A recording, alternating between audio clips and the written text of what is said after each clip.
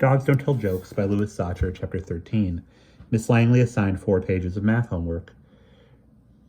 Just pour it on, long legs, thought Gary.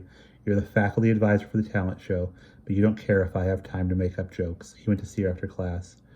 No one else has signed up since yesterday, she said. He shrugged. That wasn't what he was going to ask her. He started to leave, then stopped. This isn't the only class I have, you know, he said. Pardon? 4 pages is a lot of homework. Other teachers assign homework too. I have to read a whole book and do a book report by Friday. How am I supposed to work on my act for the talent show if I have to waste all my time doing homework? Maybe if you started that book report when it was first assigned 3 weeks ago, then you wouldn't have a problem. He couldn't believe it. How'd she know that? He would have thought the teachers had better things to do than talk about him. Goon, over here, Joe Reed called to him as he stepped out of class. Joe was standing out by the library. No one else was near. I thought of a great idea for a football play, said Joe, if you're up to it. Sure, said Gary. No clowning around? No clowning around, Gary assured him. Joe checked to make sure no one else was listening, then told Gary the play. Now, you're sure you can catch, he asked? Gary nodded confidently. At least he hoped he could catch. It had been a long time since anybody had thrown a football to him. For the first time since he'd seen the poster advertising the talent show, Gary thought about something else. He tried to imagine himself catching the football and running for a touchdown. He tried not to think about it. It was like he said at the airport, daydreams never come true. If you imagine something happening, then it never happens that way. It was all he thought about, and all he didn't think about until 5th period. When the bell rang, he walked confidently toward the locker room. He wasn't a goon. He was part of Joe's team. Hi, Goon, said Matt Hughes. How's it going, Goon? Asked Paul Wattenberg. He shrugged. Ever since he had told them he didn't want to be called Goon anymore. They said hi, Goon, to him whenever they saw him. At least they said hi to him. That was something. I'm ready, he told Joe as he joined the huddle. Joe ignored him. For the first play, Joe called a pass to Zach over the mill. What about me? Asked Gary. Just hike the ball, Goon. After each play, Gary looked at Joe, but Joe kept telling him to hike the ball. He seemed to have forgotten all about their special play. What made it even worse was that nobody else seemed to be playing very well.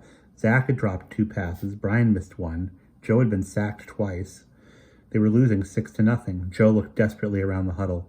Anybody got any ideas? He asked. Goon, what about you? He felt a knot in his stomach. Can you catch? Asked Joe. Sure, no problem. Joe sighed.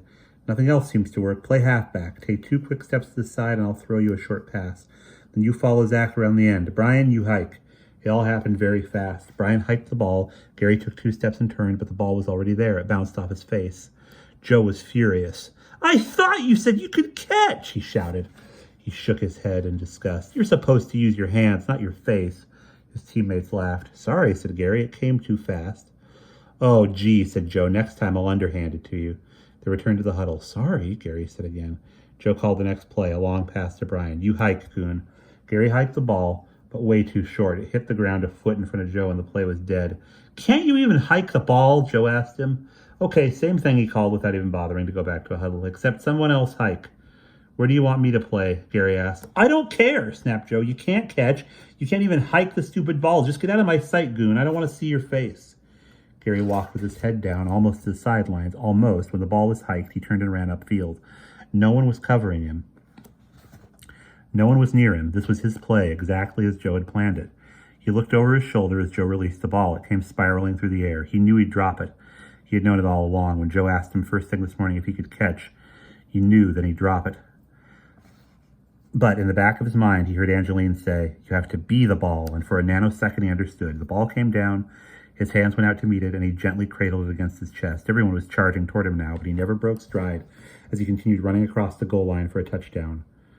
He held the ball in front of his face and stared at it as if he didn't know how it got there. Then he spiked it.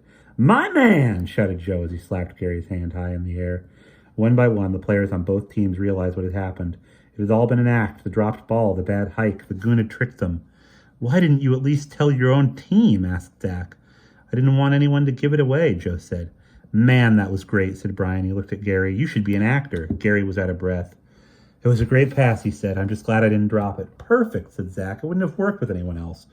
But everybody already thinks you're a goon. No offense. That's just what everyone thinks. You know that. That's why it worked so well. I know, said Gary. Zach held up his hand and Gary slapped it. There's a lot we don't know about the old Goon, Joe said. He grabbed the back of Gary's neck and playfully shook it like a puppy. I think he's just been sandbagging us all along. And that is the end of chapter 13.